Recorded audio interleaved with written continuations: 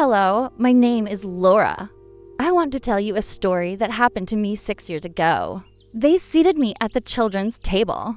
Not literally, I was 28, but at a wobbly card table pushed against the wall between the kitchen and the living room, while everyone else gathered around my grandmother's mahogany dining table that had hosted Christmas dinner for 43 years. The good china clinked softly as my cousins passed around stories of promotions, engagements, and mortgage approvals. I picked up my turkey with a plastic fork from the emergency drawer.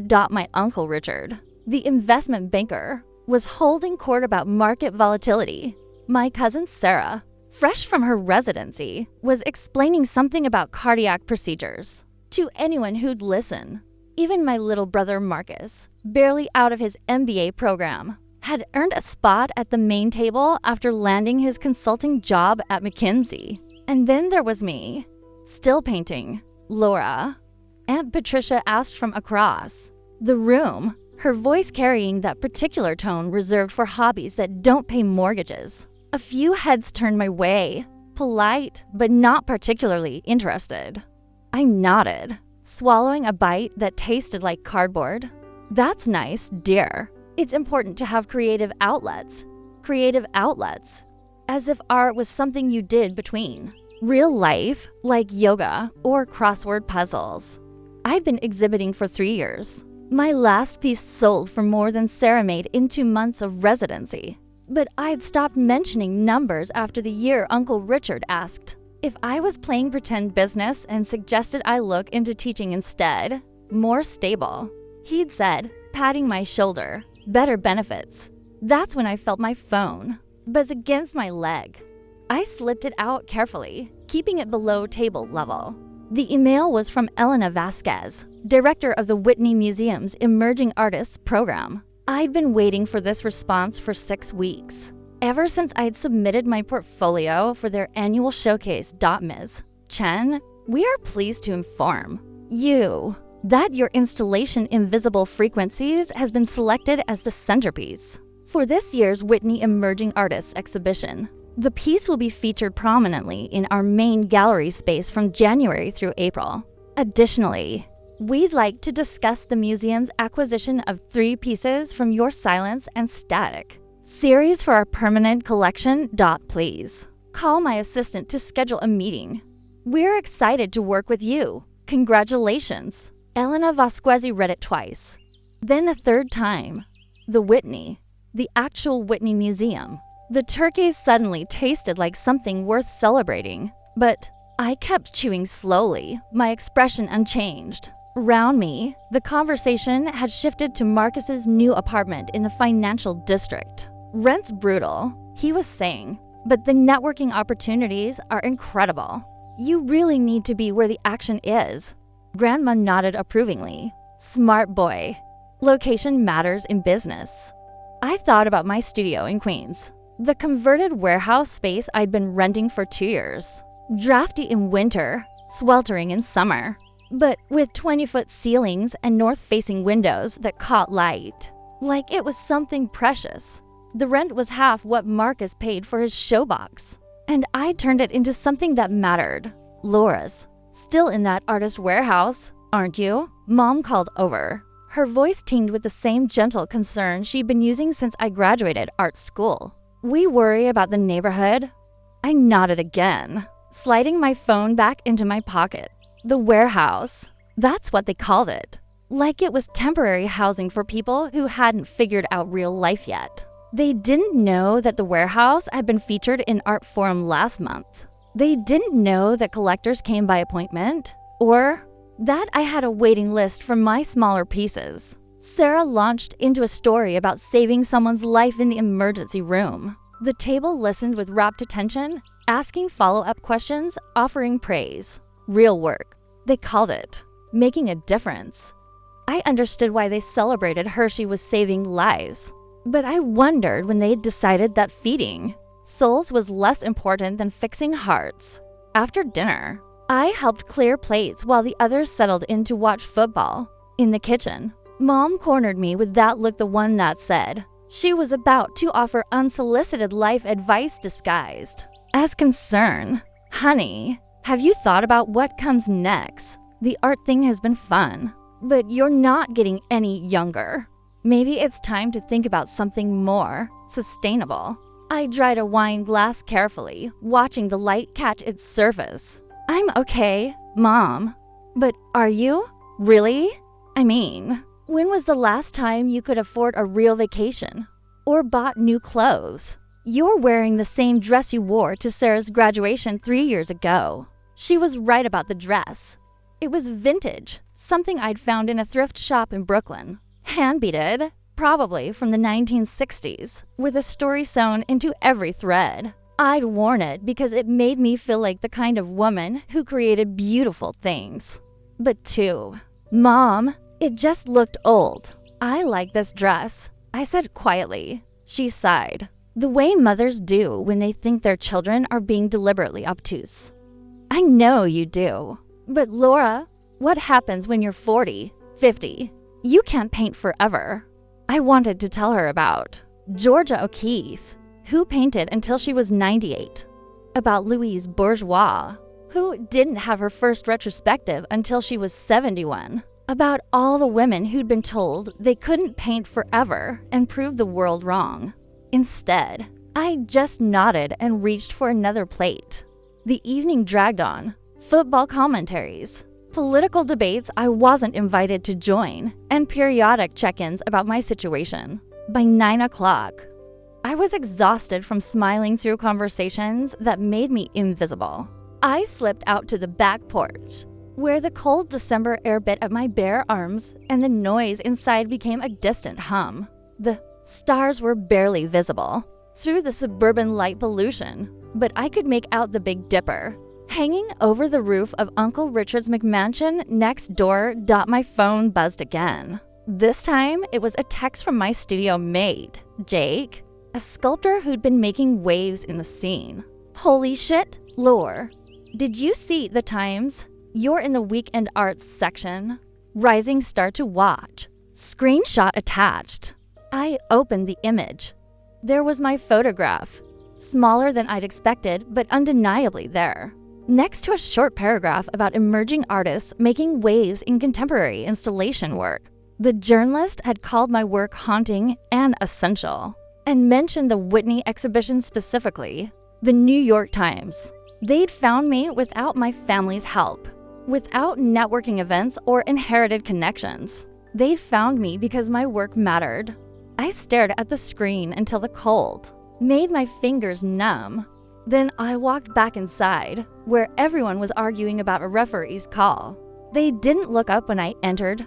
I sat back down at my card table, still warm from the kitchen heat, and pulled out my sketchbook. I'd been working on a new series, something about the spaces between sound and silence, the way important things often happened in the margins while everyone else focused on the center of the room. I sketched quickly, capturing the dynamics I'd observed all evening, the hierarchy of seating arrangements, the way attention flowed towards certain voices while others faded into background noise. Still doodling, Marcus asked during halftime, glancing over my shoulder. The question wasn't mean, just dismissive in the way questions about hobbies always were. Something like that, I said, not looking up. He walked away, and I kept drawing. Around me, my family debated stock options and vacation plans, and the relative merits of various suburban school districts. Real life, they called it. The important stuff. But I was thinking about the Whitney's soaring galleries, about the way morning light would hit my installation when they unveiled it in January, about the visitors who would stand in front of my work and feel something shift inside them. The way art had shifted something inside me when I was 15 and wandering through the Met. For the first time, I was thinking about the girl I used to be, sketching in the margins of algebra homework while my teacher droned on about quadratic equations. How that same teacher had called me unfocused, a dreamer, someone who needed to learn the difference between fantasy and reality. If she could see me now. When I finally said goodbye around 10:30, the hugs were warm but brief. Drive safe, Mom called after me. And think about what I said, okay? About getting serious. I nodded and waved, climbing into my ancient Honda with the passenger side mirror held on with duct tape.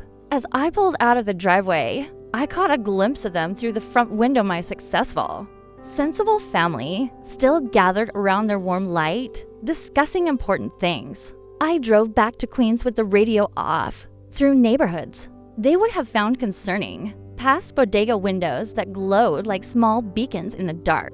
My studio building came into view, hulking and industrial, beautiful in a way honest things are beautiful. Inside, my work waited for me. Canvases stretched and primed, installations half finished, sketches pinned to every available wall. The space smelled like turpentine and possibility. I flipped on the overhead lights and everything came alive, colors I'd been mixing for weeks. Sculptures that cast shadows like secrets. Photographs documenting the invisible architecture of human loneliness. This was my real family. These pieces that had grown under my hands, that held parts of my soul like children hold parts of their parents. They didn't care about my bank balance, or my benefits package, or whether I'd ever own property. They only cared that I showed up, day after day, ready to listen to what they needed to become. I pulled out my phone and scrolled through the evening's messages. Jake had sent 3 more screenshots, gallery inquiries, a podcast interview request, an invitation to speak at an arts symposium in Philadelphia. The world was finally catching up to what I'd known for years. This wasn't a hobby or a phase or a creative outlet. This was my contribution, my way of making something that mattered. I thought about calling Mom, about forwarding her the Times article or the Whitney announcement. For a moment, I imagined the conversation, her surprise, her pride, her sudden understanding that maybe she'd been wrong about the sustainability of dreams. But then I remembered the card table, the plastic fork, the gentle concern that felt more like pity. I remembered Uncle Richard's investment advice and Sarah's skeptical questions about my business model. I remembered being introduced to family friends as our artist, always with that slight emphasis that made it clear I was the colorful one, the one who'd never quite figured out how to be serious. Let them figure it out on their own. When the Times article made its way through the family network, when someone Googled my name and found the museum acquisition announcements, when they realized that the warehouse they worried about had become a pilgrimage site for collectors, and critics, maybe then they'd understand that I hadn't been lost. I'd just been building something they couldn't see yet. I picked up my brush and got back to work. Outside, the city hummed with its own invisible frequencies, and inside my studio, I painted them into visibility, one careful stroke at a time. The Whitney opening was on a Thursday in January. I hadn't invited anyone from my family, but somehow, word had gotten out. Maybe through Mom's neighbor, who followed our blogs, or maybe through the cousin who worked in PR and made it her business to know what was trending.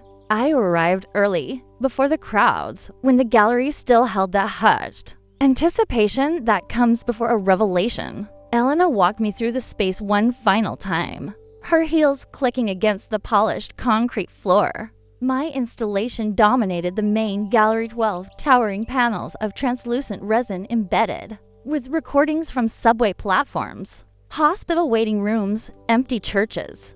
When visitors walked between them, motion sensors triggered fragments of sound, a child laughing, an old man humming, the shuffle of feet on marble. Invisible Frequencies was about all the human moments that happened in the spaces no one was supposed to notice. The conversations people had with themselves when they thought no one was listening. The songs they hummed in elevators. The prayers they whispered in subway tunnels. "It's magnificent," Elena said, stepping back to take in the full scope. The way the light catches the resin when people move through it, it's like watching ghosts become real. I nodded, still adjusting to having my work described by someone who understood it instinctively. For so long, I'd been the only one who could see what I was trying to do. Having Elena articulate it felt like discovering I wasn't speaking a private language after all. The first guests began arriving around 6. critics I recognized from their headshots, collectors whose names I'd only seen in art magazines, other artists whose work I'd admired from afar. They moved through the space with the kind of reverence usually reserved for churches, some of them closing their eyes to better hear the layered soundscape. I stood near the back wall, wearing a black dress I'd bought specifically for this night, the first new piece of clothing I'd purchased in 2 years. Jake appeared at my elbow with 2 glasses of wine. "You clean up nice," he said, grinning. "How does it feel?" I watched a woman in her 70s stand perfectly still between 2 panels, tears streaming down her face as a recording of children playing in a park filled the space around her. Like I finally learned how to speak louder than a whisper. That's when I saw them, Mom, Dad, and Sarah, hovering near the entrance like they weren't sure they belonged. They were dressed for the occasion, Dad in his good suit, Mom in the navy dress she wore to weddings, Sarah looking polished and professional as always. But their expressions were uncertain, almost apologetic, as if they'd crashed a party they hadn't been invited to. Mom spotted me first. She waved tentatively, and I watched them make their way through the crowd, stepping carefully around clusters of people who were deep in animated discussions about materiality and spatial relationships, and the intersection of sound and memory. "Honey," Mom said when she reached me, her voice smaller than usual. This is incredible." I had no idea. She gestured helplessly at the installation, at the way the light moved and shifted as people walked through it, at the printed materials describing my technique and artistic statement. Sarah stood slightly behind her, staring up at the nearest panel with something that looked like awe. "When did you?" Dad started, then stopped. He was holding the exhibition catalog, my artist's statement printed in clean black type across a glossy page. "I mean, how long have you been working on something this substantial?" 3 years. I wanted to say 3 years of 18-hour days of learning new fabrication techniques, of recording sounds in places most people hurried past. 3 years of grant applications and studio visits and conversations with sound engineers who helped me figure out how to make the recordings trigger seamlessly as people moved through the space. But before I could answer, a woman with silver hair and expensive jewelry approached. I recognized her from photos in Art News. Margaret Chen, one of the most influential collectors in contemporary art. "Ms. Chen," she said, extending her hand to me. "I wanted to tell you how moved I am by this work. The way you've captured the intimacy of public spaces, it's extraordinary. I'd love to discuss acquiring one of the smaller pieces from your Silence and Static series." My family went quiet. Dad looked down at the catalog again, as if seeing my name in print for the first time. Mom's eyes widened slightly when she heard the words acquiring and series. "Thank you," I said to Margaret. "Elena can put you in touch with my gallery representative about availability." My gallery representative. The phrase felt strange in my mouth, but it was true. 2 months ago, I had signed with Meridian Gallery in Chelsea after they'd seen my work at a group show. They'd offered me a solo exhibition for the following year, and representation for my entire body of work. Margaret smiled and moved on, and I turned back to my family. Sarah was the first to speak. "Laura, I'm sorry," she said quietly. "I don't think I understood what you were doing. This isn't what I thought art was." I looked at her, this sister who'd always been so certain about what was real and what was pretend, what mattered and what didn't. "What did you think it was?" "Paintings," she said, gesturing helplessly. "Pretty pictures. Decoration. I didn't know it could be this big, this important." Dad was reading my artist's statement, his brow furrowed in concentration. "It says here that your work explores the sonic archaeology of urban loneliness." He read aloud, "That you spent 2 years recording ambient sound in transitional spaces across 5 cities. 6 cities, I corrected gently. I added Detroit last month." He looked up at me with something I'd never seen before, respect mixed with confusion, as if he was trying to reconcile the daughter he thought he knew with this person who had built something he couldn't quite comprehend but clearly recognized as significant. "Why didn't you tell us?" Mom asked. "About any of this? The Whitney, the reviews, She gestured at the crowd around us, the obvious importance of the event. I thought about that question for a long time before answering. Around us, conversations continued in hushed, reverent tones. Someone laughed, not the dismissive chuckle I was used to, but genuine delight at discovering something unexpected. "Because I needed to build it first," I said finally, before anyone could tell me it wasn't real. They stayed for another hour, asking careful questions and listening to my explanations with the kind of attention they'd never given my work before. When they left, Mom hugged me tighter than she had in years. "I'm proud of you," she whispered. "I'm sorry it took me so long to see it." I watched them walk away, past the crowd still flowing into the gallery, past the line of people waiting to experience something they'd never encountered before. They looked smaller somehow, like they'd realized they'd been measuring the wrong things all along. Elena appeared beside me again as the evening wound down. "Your family?" "Yeah," I said. "They're still figuring out how this all works." She nodded, knowingly. "It takes time. Most people don't understand that art isn't separate from real life. It's where real life finally gets to be honest." 6 months later, Uncle Richard sent me a LinkedIn connection request. The message read, "Saw your show in the Times. Incredible stuff. We should talk about investment opportunities in the art world." I never responded. By then, I was too busy preparing for my solo show in Chelsea, too busy painting the spaces between sound and silence, too busy proving that sometimes the best revenge is just showing up as exactly who you've always been. But I did keep the catalog from the Whitney show. Sometimes, when I'm working late in my studio, I flip through it and see my artist statement printed in clean black type, my photograph on the back cover, the reviews from critics who understood what I was trying to do before I fully understood it myself. And sometimes I think about that card table, about the plastic fork and the gentle concern and the way my family looked at my work, like it was something that would eventually be outgrown. I think about how long it took them to see what had been there all along, and how much courage it takes to keep building something beautiful in a world that insists on measuring everything by the wrong standards. Some stories don't need applause to be worth telling. They just need someone brave enough to keep painting them, frame by frame, until the whole picture becomes clear.